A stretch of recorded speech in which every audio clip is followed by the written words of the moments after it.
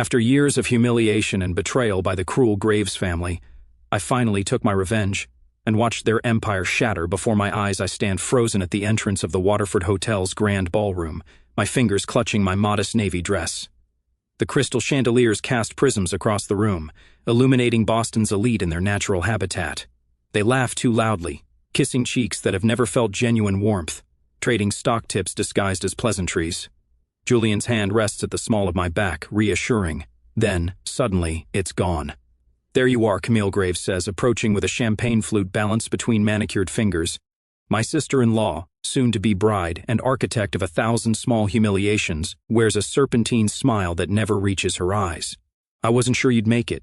The lie hangs between us. She knew exactly when we'd arrive. Julian had texted her from the car." "Wouldn't miss it," I say, accepting the champagne she doesn't offer. Julian shifts his weight, already drifting toward his father across the room. "I should check in with Dad about tomorrow's schedule." And just like that, I'm alone.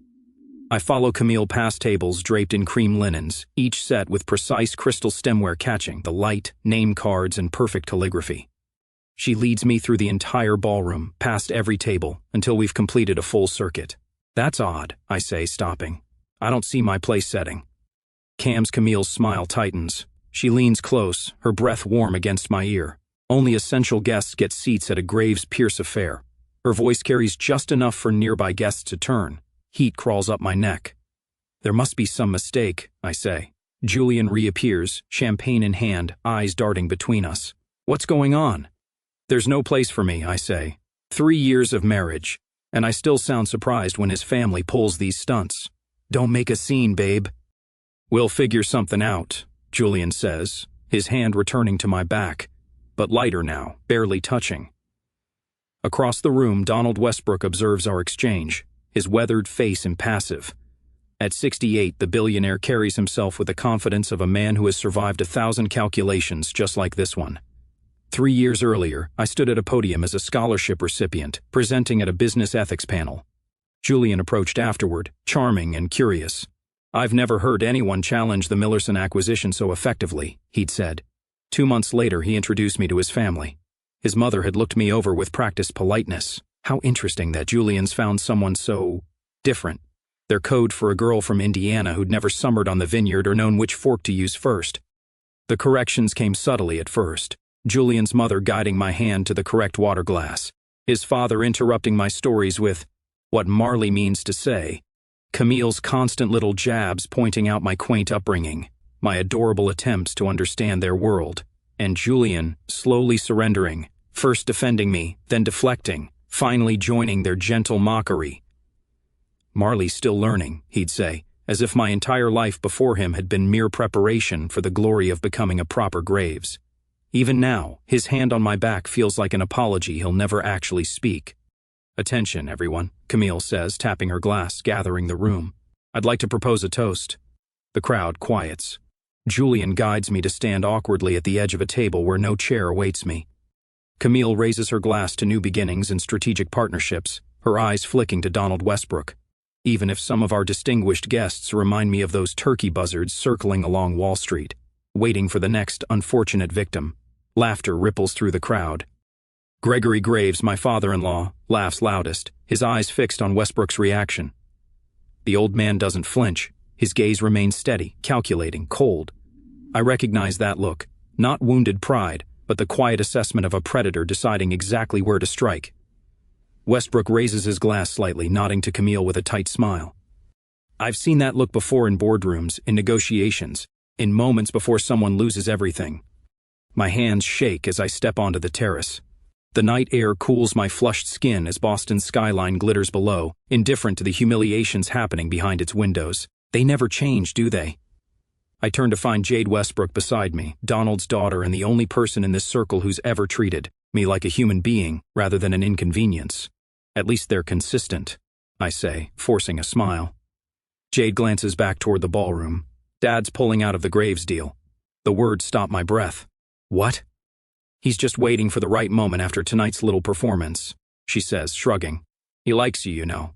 Says you're the only one in that family with any integrity. I watch through the window as Camille holds court, Julian at her side, the perfect brother laughing at the perfect joke. 3 years of trying to earn a place at their table, only to be left standing. Something shifts inside me, a quiet click like a lock finally opening. What would you do, I ask, still watching the celebration, if the people who should protect you left you standing alone? The crystal in my hand catches the light, throwing fractured rainbows across my skin. In that scattered light, for the first time, I see the path forward with perfect clarity. I choose my moment, Jade says softly, and I wouldn't miss. I pause outside Gregory's study, my hand frozen on the polished brass doorknob. Julian's voice drifts through the gap, strained, hesitant, nothing like the assured tone he uses in boardrooms. She's been patient, Dad. Maybe we should reconsider. Patience doesn't make her suitable, Gregory replies, his voice cutting like steel. Once the Pierce merger is complete, you can trade up to someone more suitable. The grandfather clock in the hallway ticks, marking seconds that stretch like years. I should walk away. I should make noise. Instead, I stand perfectly still, becoming invisible, as I've learned to do at so many Graves family gatherings. What about after the ceremony, Julian asks. People will notice if Marley just disappears. A chair creaks. Ice clinks against crystal. Your sister understands the situation, Gregory says. We've discussed it. Of course they have. The conspirators plotting my removal like I'm a business expense to be written off. The minority outreach approval came through yesterday, Gregory continues. The board was impressed with your commitment to diversity initiatives. My stomach clenches. 3 years of marriage, and this is what I've been reduced to. A diversity initiative. She served her purpose, Julian says, his voice hardened to match his father's. You're right, it's time to move forward. The wedding band on my finger suddenly feels like a shackle. I twist it once, twice, a nervous habit I developed after Julian's mother commented that my hands were always so restless, dear. I back away silently, the carpet swallowing my footsteps. In our bedroom, I stare at myself in the mirror, the carefully highlighted hair, the tailored clothes selected to blend in with the Graves aesthetic, the pearls Julian gave me on our first anniversary. A stranger stares back. My home office is the one room Julian never enters. Too cramped, he complained once. Too honest, I think now, unlocking the bottom drawer of my desk. The folder inside contains every article, every financial report, every whispered rumor about the Graves-Pierce merger, methodically labeled tabs tracking each player, Gregory, Pierce Sr., the investment board, key shareholders, and Donald Westbrook, the foundation upon which everything rests. My laptop screen glows as I dig deeper, searching databases Julian doesn't know I can access. 3 hours later, the picture clarifies. The merger's entire structure depends on Westbrook's backing, his capital, his influence, his seal of approval. A new tab reveals an unexpected connection. 4 years ago, Camille pitched herself for a position at Westbrook's foundation. Her application letter drips with false humility and calculated charm. The next page is Westbrook's polite rejection. The following pages tell the story through society columns and business journals, quoting Camille's systematic campaign to mock Westbrook's philanthropic efforts, calling them outdated approaches, throwing good money after bad causes. I print everything, adding it to my growing file. My phone buzzes. Jade Westbrook's name flashes on the screen. I was about to call you, I say. Beat you to it, she says, her laugh carrying none of the artificial lilt Camille's friends affect. Dad mentioned seeing you at the rehearsal dinner. Standing room only. The memory stings less than it should. I need to understand exactly what your father knows about the Graves family. Silence stretches between us. When Jade speaks again, her voice has lost its lightness. Did something happen besides Camille being her usual charming self? Let's just say I'm conducting due diligence on my investment, I reply. The line goes quiet. I can almost see Jade weighing her options, assessing risks. The Westbrooks didn't amass their fortune by being careless with information. Camille's been spreading rumors, she finally says, about Dad's health, suggesting investors should be concerned about his ability to maintain his holdings. My pen taps against the desk, to devalue his position before the merger announcement. Precisely, I say, closing my eyes, seeing the web of manipulation clearly. Some people only learn respect when they lose everything. That sounds ominous, Jade says, but her tone suggests approval rather than concern. Just thinking aloud, I say, flipping through my notes. How vulnerable is the Graves-Pierce empire, really, if someone wanted to apply pressure? Hypothetically speaking. The smile in her voice is unmistakable. I could put together some information for educational purposes. I'd appreciate that, I say. After we hang up, I schedule a meeting for midnight at the Star Diner on Route 9, far from the usual Graves haunts, the kind of place Julian would never set foot in. I spend the next 3 hours calculating exactly how much leverage I need, how many pieces must align. The Graves family built their reputation on appearances: the perfect home, the perfect children, the perfect connections. Remove one support beam, and the entire structure trembles. Remove the cornerstone, and it collapses entirely. At 11:30 p.m., Julian sleeps beside me, his breathing deep and regular, confident, secure, the man who hours ago agreed I had served my purpose. I slip from the bed without disturbing him and stand by the window, phone in hand. Donald Westbrook answers on the second ring. "Mrs. Graves, I've been expecting your call. If you're going to walk away," I say without preamble, "do it while they're distracted." A pause, then a low, appreciative chuckle rumbles through the line. "Timing is everything, my dear." "Yes," I say, watching Julian's oblivious form in our marriage bed. "It certainly is." The morning sun casts long shadows across the manicured lawn of the Graves estate. I fold wedding programs with mechanical precision, while caterers scurry through the grand foyer like ants preparing for winter. 3 years in this world, and I still feel like an anthropologist studying a foreign culture. "Marley, dear, could you please check if the florist delivered the correct shade of peonies?" Eleanor Graves doesn't look up from her clipboard, her voice tight with the strain of perfection. "Camille was very specific about wanting blush, not pink." "Of course," I say, smoothing my skirt and rising from the antique settee. The distinction between blush and pink seems absurdly important today. Julian rushes past me, phone pressed to his ear, pausing just long enough to plant a distracted kiss on my cheek. "Camille's having a crisis with the florist. I need to—" "I know," I say, catching his arm. "Your mother just asked me to check. Maybe we could have lunch once things settle?" "Not today, babe," he says, squeezing my hand before pulling away. Too many fires to put out. The moment he disappears, my phone buzzes. A text from Westbrook: "It's done. Watch the news at noon." My fingers tighten around the phone. 5 words that will alter the trajectory of the Graves dynasty forever. Yet the world around me continues its frantic preparation, oblivious to the approaching storm.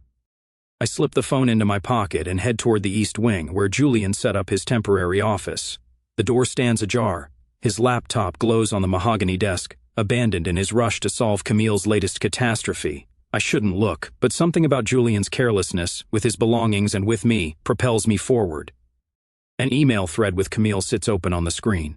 "Julian, once we announce the directorship, you can start fresh with Caroline. The board meeting Monday will make everything official. Dad says Marley's PR value is exhausted. Anyway, the diversity initiative got us the permits we needed." My lungs constrict. I scroll down. Photos of Julian at Defines with a willowy blonde appear, his hand resting on hers. The date stamp shows Tuesday, when he claimed to be in meetings until midnight. The wetness on my cheeks surprises me. I thought I'd cried myself empty after the rehearsal dinner, but this betrayal cuts deeper than any public humiliation. I've been a prop in their social theater, a convenient tool now ready for replacement. I wipe my face with steady hands, straighten my spine.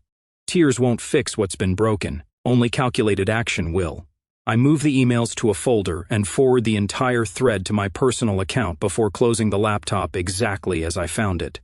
Downstairs, the first tremors begin.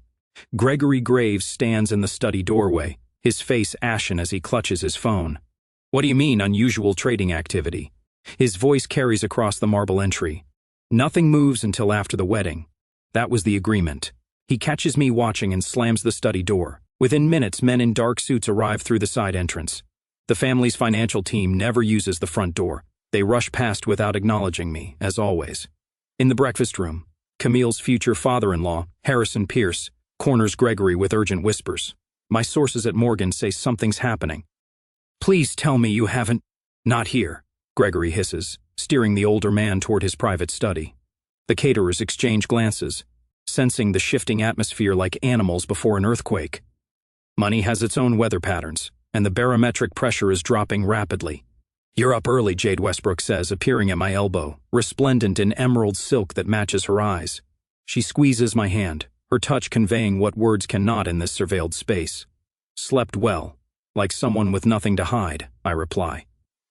My college roommate Aisha arrives next, her law firm partner pin gleaming on her lapel, followed by Michael from my economics program, now heading his own investment firm. One by one, my people arrive, successful in their own right, independent of family connections. They form a protective circle I never thought to assemble until now. Across the room, Donald Westbrook enters with the quiet confidence of a man who knows he holds the detonator. His pleased reply had been a regretful decline until yesterday. Gregory's face tightens at the sight of him, a muscle jumping in his jaw. "What's he doing here?" Camille hisses at Julian, not bothering to lower her voice. "Be nice," Julian mutters. "Market's been volatile. We need him calm." The final dress rehearsal dinner begins promptly at 11. Crystal gleams in the sunlight streaming through French doors. Gregory stands, champagne flute raised high, his confidence seemingly restored. "Today marks not just the union of two people, but of two great families," he proclaims. "The Graves-Pierce alliance represents the future of finance in this country, built on generations of tradition." Every phone in the room buzzes simultaneously, a synchronized symphony of alerts cutting through his speech. Camille grabs Julian's phone first. Her face drains of color as she reads the Bloomberg headline, "Westbrook divests entirely from Graves Holdings." Her champagne glass slips from her manicured fingers, falling in agonizing slow motion, shattering against the hardwood with a crystalline explosion that perfectly mirrors the family's collapsing future. "What does this mean?" whispers Julian's mother, clutching her pearls. "What it means is destruction. Their assets, their standing, their very identity, all built on Westbrook's backing. Without it, the Pierce merger collapses. Without the merger, the overextended Graves finances cannot sustain themselves." Donald Westbrook sips his champagne, his eyes meeting mine across the chaos. He raises his glass slightly, a private toast to patience and timing. I don't smile. This isn't about joy or even satisfaction. It's about consequences finally finding those who believe themselves exempt from the natural order. As Camille sinks into a chair, her perfect features contorted in disbelief. I wonder which feels more devastating, the immediate destruction or the slow realization that everything you've built is already gone. The storm has arrived, and not a single umbrella is in sight. Stock tickers flash blood red across smartphones throughout the ballroom. The wedding venue transforms into a war room in seconds. Down 18 points and falling, a Graves executive says, bolting past me, phone pressed to his ear. "Get our positions covered." I sip my champagne, watching the chaos bloom. The crystal catches the light, splitting rainbows across the pristine tablecloth, the same table where hours ago no place existed for me. Across the room, Landon's father clutches his chest, his face ashen. "I can't breathe," he gasps. His wife screams for help as he slides against the wall, necktie yanked loose by panicked fingers. Medical staff materialize from somewhere, their urgency cutting through the pandemonium. Gregory Graves doesn't spare his business partner a glance. "Fix this immediately," Camille shrieks at Julian, her perfect makeup cracking under the strain, her white-knuckled grip wrinkling the silk of her rehearsal gown. "Call your contacts at Goldman. Tell them it's a misunderstanding." Julian's phone buzzes relentlessly. His complexion matches the seafoam napkins. Everyone's dumping. No one's taking my calls. Gregory hurls his phone against the marble wall. The shattering crack silences the room for one suspended moment. "Call Donald!" He roars at Julian. "Beg him back. Tell him we'll apologize publicly, whatever he wants." I trace the rim of my glass. "I could try reaching out," I offer, my voice cutting through their panic with unexpected clarity. "He and I have spoken recently." 5 heads snap toward me. Julian stares as if seeing me for the first time. "What did you say?" "Donald Westbrook," I say, meeting Gregory's gaze. "We've had several conversations in the past month." Julian's face shifts from confusion to dawning comprehension. "You talked to Westbrook? When? How?" "After the foundation dinner," I say, setting my glass down with a gentle click. "The one where Camille said his charity work was performative wealth guilt." He found my perspective on ethical investment refreshing. Gregory grabs my elbow, his fingers digging into my skin. "Whatever he wants," he whispers hoarsely. "Tell him he can name his price." I glance at his hand until he releases me. Pierce Sr. taps a knife against Crystal, commanding attention. His voice cuts with the precision of a surgeon performing an amputation without anesthesia. "In light of today's financial developments, tomorrow's celebration will be postponed indefinitely." Each word falls like an executioner's axe. Camille crumples, not gracefully like in movies, but with the unhinged abandon of someone watching their life's architecture collapse. Her wail pierces the charade of composure everyone else maintains. "Daddy, fix it!" she cries, pounding her father's chest with manicured fists. "This is my day, mine!" I catch Jade's eye across the room. Her slight nod acknowledges our shared witness to this implosion. Julian's phone rings. He steps away to answer, returning ghost white. "The board wants an emergency meeting. They're questioning my position in light of recent events." Your position? Gregory spits. The company's hemorrhaging millions by the minute. That's exactly why, Julian whispers. They're saying we need fresh leadership untainted by the Westbrook situation. My phone vibrates. A Bloomberg alert. Westbrook Industries divests entirely from Graves Holdings. Multiple investors follow suit. The room's attention gravitates to various screens. A financial analyst on CNBC speaks with barely contained excitement. What makes this extraordinary is the timing. Westbrook didn't just pull out. He systematically informed every major financial outlet simultaneously. This wasn't impulse. This was execution. Who does he think he is? Gregory seethes. Social media buzzes with hashtags #Graves mistake and #wedding crash trending side by side. My phone rings. Westbrook's name illuminates the screen. I answer, moving toward the terrace for privacy. Marley, he says, his voice carrying the satisfaction of a chess master announcing checkmate. I believe you mentioned an ethical investment concept last month. Something about sustainable manufacturing with minority leadership. I did, I confirm, watching Julian search for me through the glass doors. I'd like to discuss funding options tomorrow, perhaps, he says. I suddenly find my portfolio with room for new ventures. Julian's mother finds me as I end the call, her hands, always so steady at charity galas, trembling as they grasp mine. Marley, dear, she says, her voice honeycombed with desperation. You must help us speak to Donald. Explain it was all a misunderstanding. Gregory appears behind her. We've been discussing board positions, actually diversity initiatives. Your background and perspective would be valuable, the same perspective they mocked for 3 years. Camille approaches next. Tears streaming, designer tracks down her cheeks. I never meant those things I said, she sobs. You know how it is. Family teasing. We've always considered you one of us. I study her with the same cool assessment Westbrook used hours earlier. Some things can't be undone with an apology, I say quietly. Sometimes the only language people understand is consequence. Julian watches from across the room, the weight of realization finally settling across his shoulders. Too late, he sees me, truly sees me, standing on my own. The Graves mansion feels like a mausoleum. Cardboard boxes line the marble hallways where crystal vases once gleamed. Half-empty bookshelves collect dust. A Monet hangs crooked on the wall, as if the painting itself has given up. I run my fingertips along the dining table's mahogany edge, the same table where I was deemed unworthy of a seat just weeks ago. Now Gregory Graves sits at its head, his once imperious posture collapsed into something resembling humility. Elaine's hands tremble as she pours coffee. Julian paces by the window. Camille is notably absent. Marley, Gregory says, sliding a leather portfolio toward me, his voice pitched to sound warm. We've been doing some thinking about family legacy. My fingers remain folded in my lap. I make him stretch further across the table to deliver his peace offering. These are ownership shares in what remains of Graves Holdings, he continues. A significant stake. We want to make amends. Julian stops pacing and places his hands on my shoulders. The weight feels suffocating. We've always valued your perspective, he recites, the words practiced and hollow. Your insight about ethical business practices, about inclusion. They're exactly what we need to rebuild. His thumb rubs circles against my collarbone, a gesture once comforting, now calculated. I notice something beneath the stack of paperwork, a small black disc barely visible, a recording device. They're documenting my acceptance for future leverage. My pulse stays steady. I've been waiting for this moment. How interesting, I say, using their favorite dismissive phrase. When exactly did you start valuing my perspective, Julian? Before or after you discussed me as a temporary situation with your father? The pressure of his hands freezes mid-circle. What are you talking about? Elaine whispers. I reach into my purse and pull out my phone. The recording is queued up, their voice is crystal clear. Once the Pierce merger is complete, you can trade up to someone more suitable. Gregory's voice fills the room. She served her purpose. Got us that minority outreach approval, Julian's voice follows. I don't need to look up to feel the oxygen being sucked out of the room. I continue, scrolling to a series of screenshots. Or perhaps Camille values my perspective.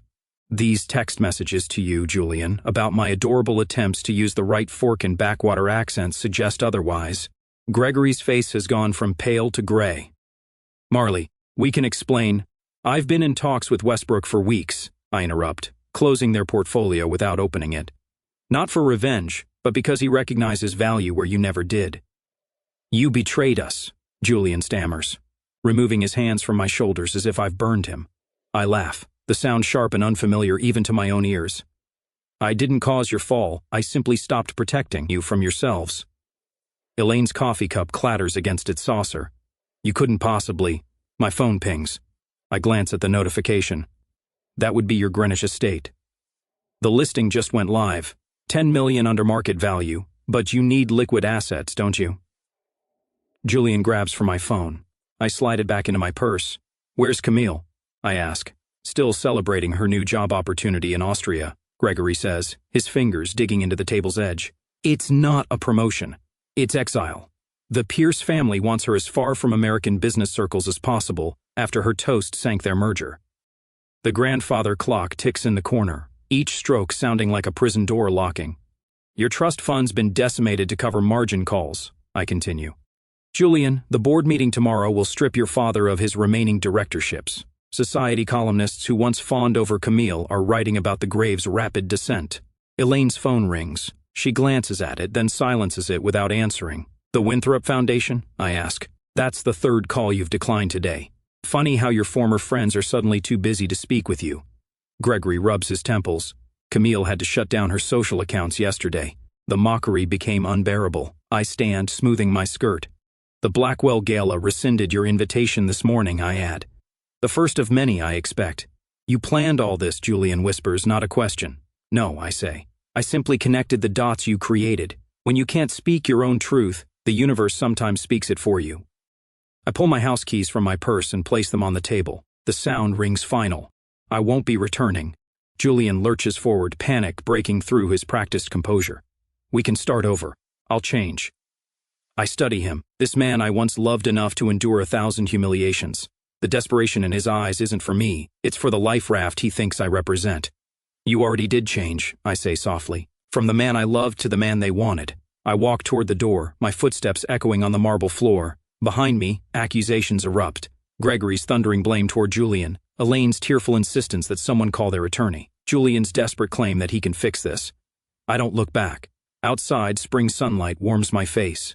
My phone buzzes with a message from Jade. Done. I text back a single word. Free. Is revenge ever truly satisfying, or does it leave us hollow? Standing here, breathing deeply for what feels like the first time in 3 years. I don't feel hollow at all. I feel like myself again. Morning light pours through the bay windows of my Portland brownstone, casting long rectangles across the hardwood floors. My fingers trace the grain of the oak conference table, a far cry from the cold marble and crystal that defined my previous life.